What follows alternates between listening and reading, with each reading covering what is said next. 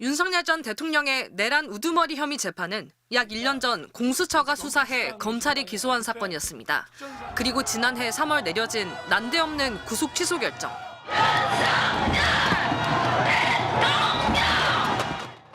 전면에 등장한 건 날과 시간 계산 논란이었지만 그 뒤엔 내란죄 수사권에 대한 논란도 담겨 있었습니다. 지기현 재판부가 공수처에 내란죄 수사권이 있는지 명확한 규정이 없다는 언급을 했기 때문입니다. 윤 전 대통령 측도 이 부분을 트집 잡으며 지속적으로 공소 기각을 요구해왔습니다. 체포 방해 사건 재판부가 공수처의 수사권을 인정하긴 했지만 공수처는 피고인의 내란 우두머리 혐의를 관련 범죄로서 수사할 수 있습니다. 의문을 제기했던 재판부가 내일 선고해서 수사권 논란부터 매조지할 책임이 있다는 게 법원 내부의 시선입니다. 일단 이 입구를 지나면 12.3 비상계엄이 내란이란 판단에서 벗어나긴 힘들 거란 게 지배적인 분석입니다. 한덕수 전 총리 재판부는 위로부터의 내란으로 정의했고 형법 87조에서 정한 내란 행위에 해당합니다. 이하에서는 12.3 내란이라고 말하겠습니다. 이상민 전 장관 재판부는 윤 전 대통령과 김용현 전 장관 등을 내란 집단으로 규정했습니다.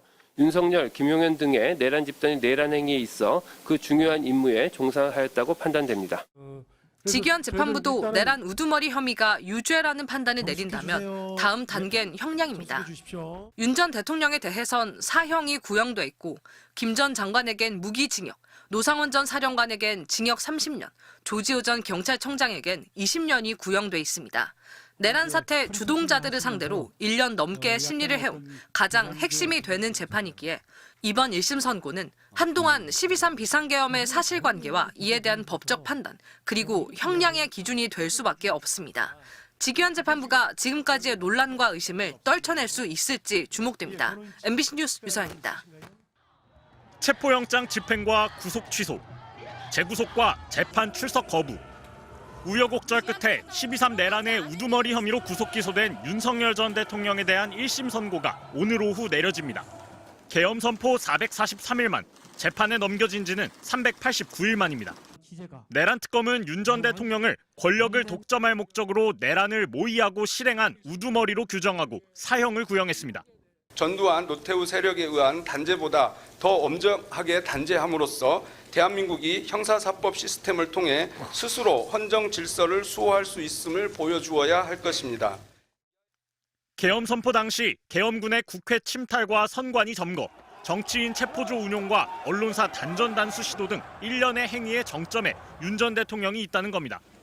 그러나 윤 전 대통령은 친위 쿠데타라는 주장은 특검의 망상일 뿐이라며 비상계엄 선포가 정당한 것이었다는 입장을 굽히지 않고 있습니다. 뭐 개헌을 해가지고 장기 독재를 한다고요? 그거 정말 좀 미리 알려주시지 그랬습니까? 어떻게 하는지 좀 배워보게.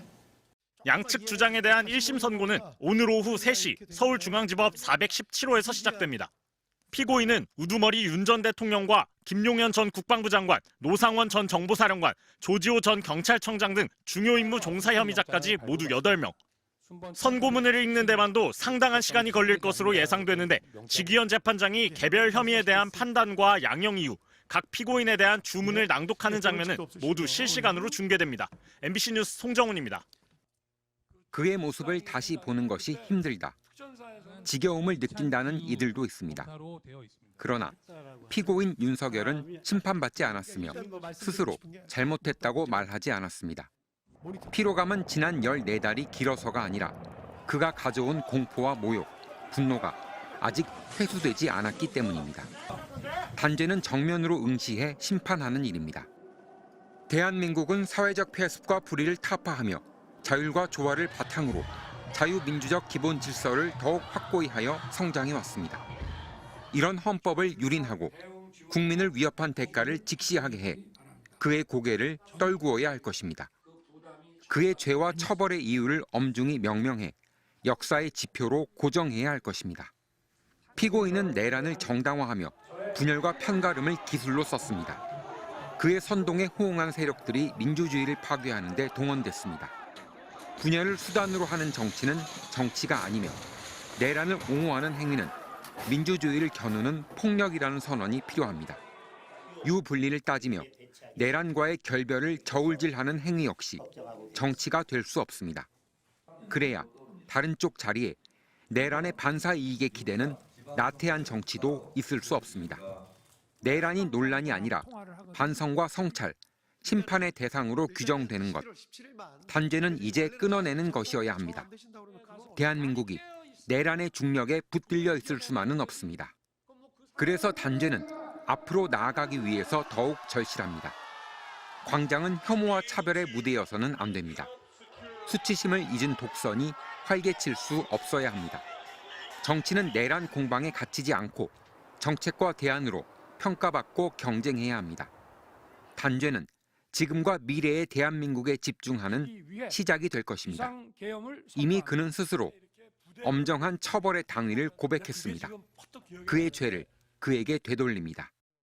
자유 대한민국의 헌정 질서를 짓밟고 헌법과 법에 의해 세워진 정당한 국가 기관을 교란시키는 것으로서 내란을 획책하는 명백한 반국가 행위입니다.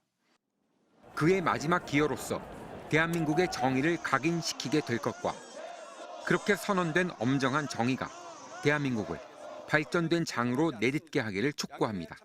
MBC 뉴스 김희용입니다.